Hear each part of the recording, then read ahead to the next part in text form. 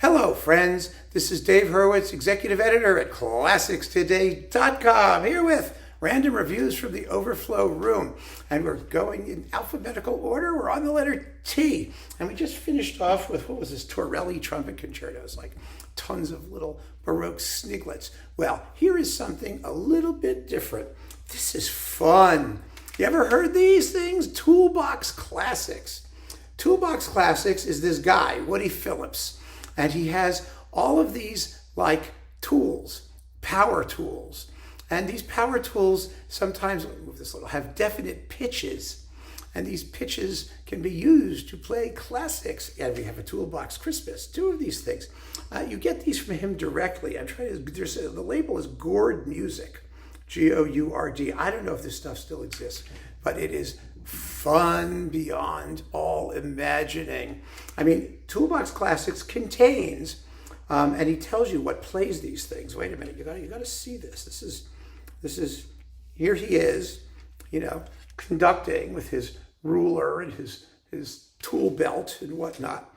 Some of the noises in here are really astonishing, particularly like the belt sanders and some grindy things. Here we go.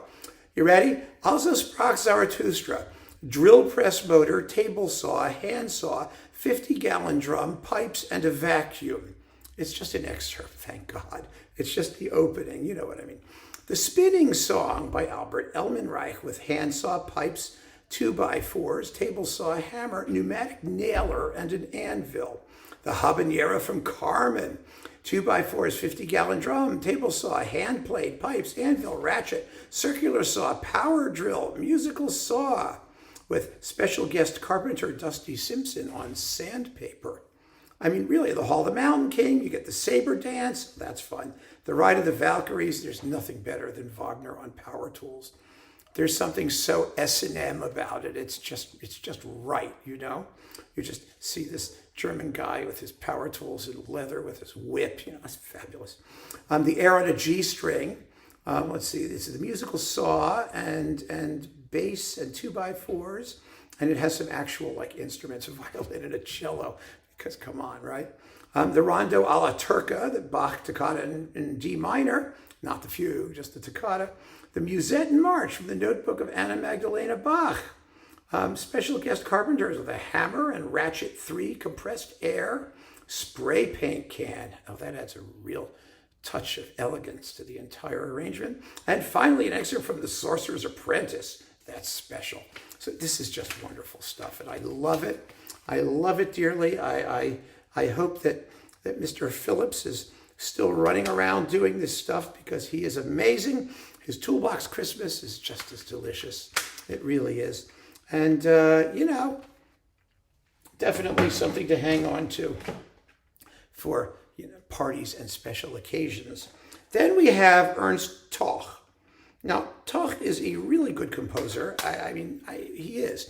Now, you have to like things like bitonality if you like Toch. But it's interesting. His style was all over the place. He could do very nice tonal stuff. He could do very modernist, crazy stuff. He did the Geographical Fugue, one of my all-time favorite choral works that I performed. You know the Geographical Fugue, right? Trinidad and the Big Mississippi and the town Honolulu and the Lake Titicaca. The Popocatépetl is not in Canada, rather in Mexico. Canada, Malaga, Rimini, Brindisi. Canada, Malaga, Rimini, Brindisi. Yes, Tibet. I mean, I abridged some of it because the fugue subject is a little bit longer than that, but that's how it goes. And it's more fun than anyone and it has any right to have. So these are his string quartets, at least some of them, 6 and 12 and 7 and 10 on CPO. All this stuff was later boxed up, or some of it was. The Cello Concerto and the Dance Suite. I've reviewed this on ClassicsToday.com. Take a look at the Toch reviews and see if there's something that appeals to you. This MD and G disc is marvelous. I've talked about it recently here, actually, with the Piano Concerto No. 1, which is fantastic. If you like Bartók's Piano Concerto, you're going to love this. And Peter Pan, Fairy Tale, and Pinocchio, A Merry Overture, and the Big Ben, Variation Fantasy on the Westminster Chimes. This is with the NDR Hamburg Symphony under Leon Botstein on New World. It's a wonderful disc. It really is.